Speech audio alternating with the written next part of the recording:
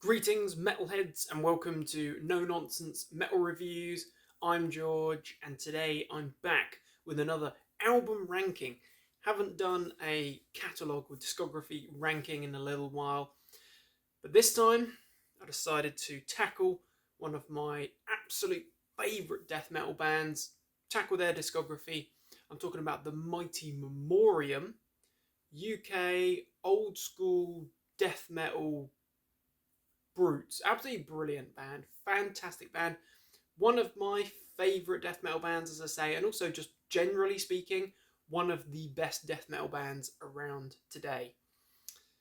Formed in about 2015, I believe, and containing some very notable names from the old school death metal world. We've got former members of Bolt Thrower, Benediction, Sacrilege, Massacre. Some pretty adept musicians here, very talented bunch, and just an all-round absolutely brilliant band. 5 full-length albums in their discography, so you could say this is a little bit of an easy one. Only 5 albums, can it be that hard? Yes, I found this incredibly difficult actually, because all 5 of those albums, which were released in very rapid succession, I think the debut album came out in 2017. So you're talking 7 years, 5 albums. That's a lot of albums. That's a very rapid turnaround. Some red hot material in there, absolutely fantastic. So yeah, I did find this very challenging. Memoriam, absolutely love that band. It was such a good experience to be revisiting some of these albums that I hadn't maybe listened to in, well, more than a few months' time, shall we say. Some of them I do come back to very regularly, and some of them I would consider, a couple of them anyway, to be absolute stonewall classic death metal, but just more recent. So, Memoriam, we're going to tackle this. 5 albums, even the album that comes at the bottom of my ranking is still a solid album. Still some great tracks there. So there's no obvious bad album. There's no bad albums. There's no bad tracks. We've just got some albums that are absolutely stronger than others, in my opinion. That's something else to consider. This is all a bit of fun. It's all based on my opinion. So if you don't agree, that's fine. You're welcome to have your own opinion. Do share your ranking of the albums, the full-length albums from the mighty Memoriam. That's totally fine. But we're going to go for it. So, album number 5 then, my least favourite, but is still a very solid album, is the only Memoriam album that I actually have on vinyl. Picked this up recently. And this is the second full-length album, The Silent Vigil, which was released in 2018. Just a year, calendar year after the debut album. Now this is a good album. It does contain some very good songs. Particularly enjoy, well, actually, just looking at the track list again, it's solid. And I've listened to this only the other day. It is a great album. This vinyl gatefold package is very nice, with that amazing Dan Seagrave artwork there. Absolutely brilliant stuff. Also got it at the time in this lovely digipack format as well, of course. But this album, yeah, a year after the debut. Album number 2, some great tracks. Really enjoyed revisiting this, as I say. Soulless Parasite, brilliant opening track there. Pretty seamlessly flowing into Nothing Remains. From the Flames, another great one. The title track, brilliant. Some strong stuff here. The lead single was Bleed the Same. A very good song. Very, very good song. It's got that kind of, a little bit of a punk ethic and attitude kind of thrown into Memoriam's music. I would say that if you weren't familiar with Memoriam, then this is not a great album to start with, and for one reason. The songs might be great, but I do struggle a little bit with the production quality. The production on this second album is notably raw. So in that sense, it sounds very old school in the fact that it's very raw, very stripped back, very primitive in terms of production. But to be honest, it sounds quite dull. It's got a very dull sound. So the album was engineered, produced, and mastered by John Dewsbury and James Pitts. Can't say that I'm actually familiar with those particular individuals, and this is the only Memoriam album to be produced and mixed and mastered by those guys. I feel like the production on this album does let down the quality of some of the songs. Not to say, as I mentioned, not to say this is a bad album. It's a very good album. It's just not quite as good as some of the other albums, and the reason, in my opinion, is the production. Just to introduce you to the band there, so you get a full understanding. Former vocalist of Bolt Thrower, we've got Carl Willits. We've also got Scott Fairfax, a fantastic guitarist, absolutely brilliant guitarist, notable for being associated with a whole load of different bands and projects, a very prominent figure in the death metal world. Then we've got Frank Healy on bass, former bassist of Benediction, and I believe he was also associated with Napalm Death maybe at some point. I think that was something that sort of cropped up doing a little bit of research online. And then at this stage we had Andy Whale, also formerly of Bolt Thrower, on drums. Very talented bunch, great musicians, some really good songs here. As I say, Soulless Parasite, From the Flames is a brilliant one. As Bridges Burn is a highlight for me, and No Known Grave is a great one. It's old school death metal. It's got a good, strong sort of vibe of Bolt Thrower, shall we say. Bit of a punk injection as well there. Very raw, very honest, but it's the production lets this down, which is why it's at album number 5. But I would say, maybe give it a spin if you're not familiar with it. Pick up that insert. Give it a spin, give it a chance. You might have a different opinion. Songs are good, as I say, it's just that production does let it down ever so slightly. So, The Silent Vigil from 2018. Now, album number 4. I am going for the most recent album for this one. This is Rise to Power, which was released in 2023. Of course, this actually ranked quite highly in my top albums of 2023 review. An album that is very good, very strong, start to finish, shows a clear progression, clear, I would say, progress. There's clear progress here, where the first 3 albums were definitely very much rooted in the old school death metal ways. They're very Bolt Thrower, very Benediction, yes. These most recent 2 albums, so album number 4 and album number 5, including Rise to Power, I feel that they've almost kept that sound and those characteristics that make them Memoriam, that make them a great death metal band, but they've also progressed. They've also incorporated some other more modern elements in there. The production is fantastic. This album was produced, mixed and mastered by Russ Russell, very notable and talented individual. Again, amazing artwork by Dan Seagrave there, fantastic. Has been a lineup change prior to album number 4, as Andy Whale is no longer in the band, but we have Spike T. Smith on drums, exceptional drummer, absolutely mechanical. That guy's a monster, absolutely brilliant. Now, I love this album. I think it's fantastic. Only reason it's at number 4 is that the other albums just do it a little bit more for me. But we get some really great tracks here. We tackle the Holocaust in the first track there, Never Forget, Never Again, 6 Million Dead. A very somber and very deep Death Doom track. There's quite a lot of Death Doom elements in this album, I feel. It's quite prominent. Total War is an absolute assault, straight at you with those blasting drums.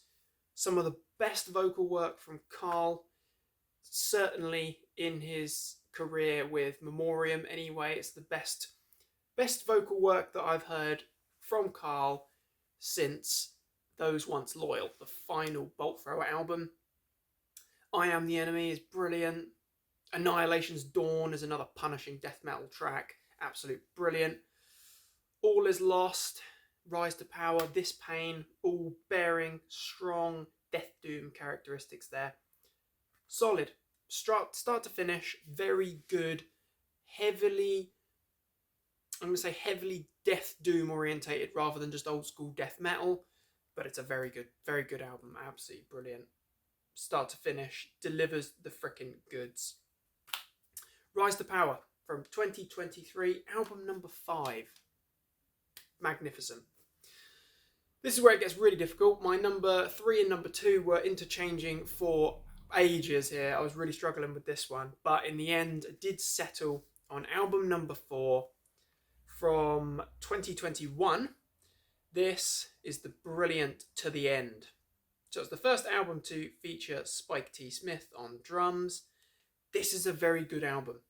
There's a massive progression here, a real notable increase in that kind of more modern death metal incorporation. It's still old school, it's still Memoriam. It's just, I feel that this is heavier, quite considerably heavier in a lot of respects. Again, produced by Russ Russell, very talented man, does a fantastic job here because this album sounds brilliant. We kick off with Onwards into Battle, which really does have re-energized sounds. It's got vigor, it's got aggression there, but it's got the sort of confidence and the kind of air of confidence that only comes with years of experience and knowing how to do death metal well. Onwards into Battle, brilliant way to kick off an album.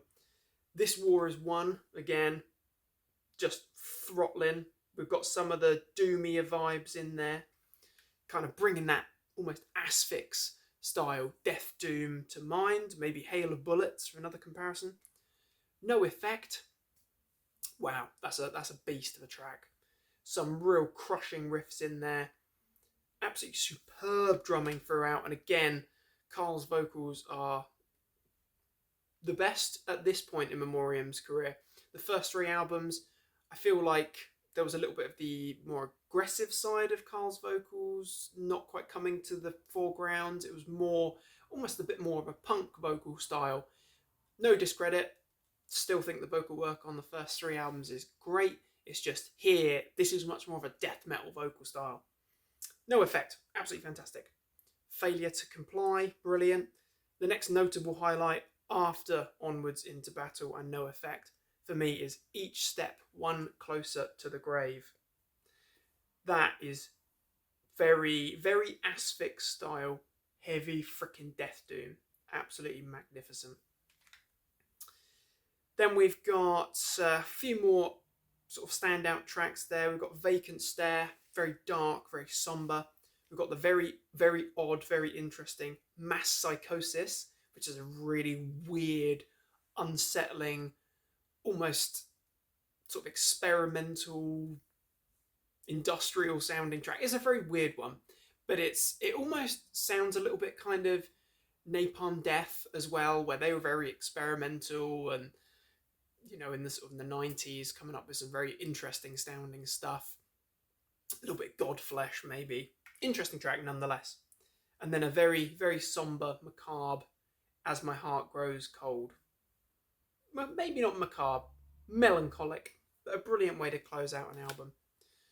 So that for me has to be number 3, To the End. It's a brilliant album. Start to finish, love it. But just, I think maybe I've got more of a personal connection with the album that came at number 2 for me, which is the 3rd album. This is Requiem for Mankind from 2019. This was I'm going to say a return to form, because I really do love the debut album. Not to say too much there. But things were much more death metal, back on track. The production is the main notable improvement though.